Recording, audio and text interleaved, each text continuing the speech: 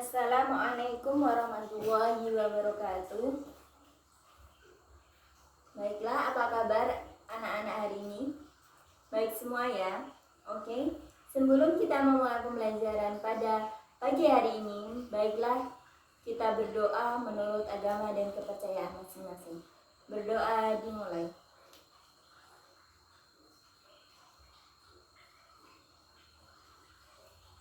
Berdoa selesai. Baiklah, di sini Ibu akan mengabsen terlebih dahulu. Siapakah yang tidak hadir?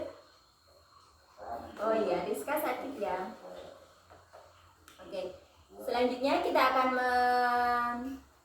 melanjutkan pembahasan kita dari minggu yang lalu mengenai ekonomi syariah.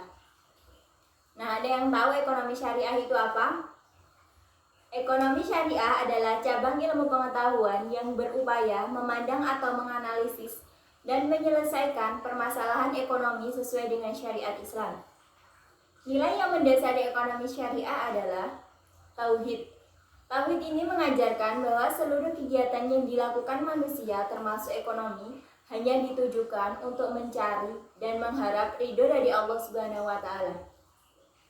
Nah, di sini prinsip ekonomi syariah adalah yang pertama adalah kepemilikan.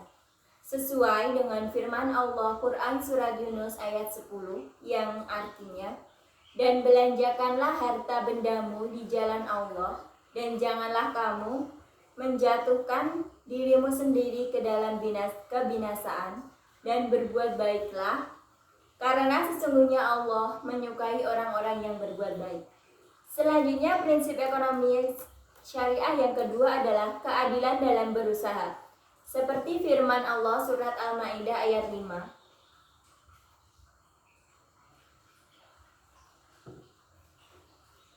Adil menurut Islam bukan berarti sama rata, melainkan suatu keadaan di mana setiap insan memiliki hak yang sama, mendapatkan haknya sesuai dengan kebutuhan yang diinginkan atau yang sesuai seumurnya.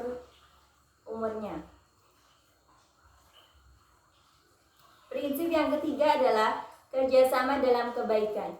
Kegiatan ekonomi syariah harus dilandasi dengan kerjasama, semangat, tolong-menolong dalam berkebaikan, berkompetensi untuk menyebarkan kebaikan, yang sesuai dengan firman Allah surat Al-Baqarah ayat 148 yang artinya, dan bagi tiap-tiap umat ada hibah yang menghadap kepadanya, maka berlomba-lombalah dalam membuat kebaikan. Selanjutnya adalah pertumbuhan yang seimbang.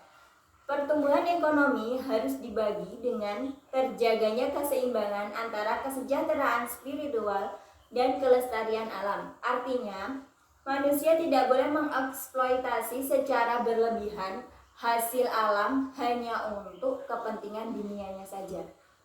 Selanjutnya, prinsip-prinsip ekonomi syariah itu ada 6. Yang pertama, pengendalian harta individu. Yang kedua, distribusi pendapatan. Yang keempat, optimilasi bisnis. Yang kedua, transaksi keuangan. Yang selanjutnya, partisipasi sosial. Dan yang terakhir adalah transaksi muamalah.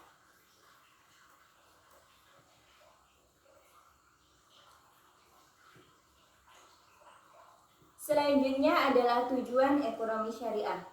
Tujuan yang hendak dicapai melalui ekonomi syariah tidak bisa dilepaskan dengan tujuan syariat Islam, yakni untuk mencapai kebahagiaan dunia dan akhirat melalui kehidupan yang baik dan terhormat.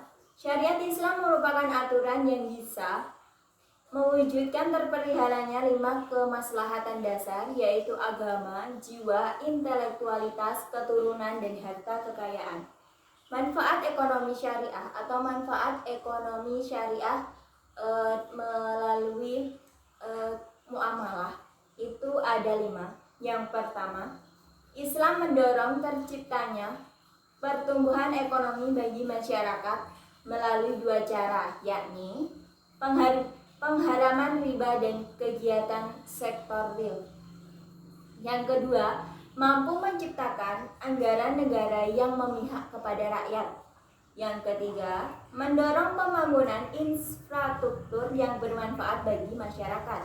Yang keempat, mendorong pelayanan publik. Yang terakhir adalah terjadi pemerataan dalam distribusi pendapatan yang memilih rakyat melalui wakaf, zakat, sedekah, dan sebagainya. Jadi manfaat ekonomi syariah ini lebih menjadikan masyarakat sejahtera dan tidak ada riba di dalamnya. Karena yang sebagaimana kita ketahui bahwa riba adalah haram dan Allah sudah mengharamkannya.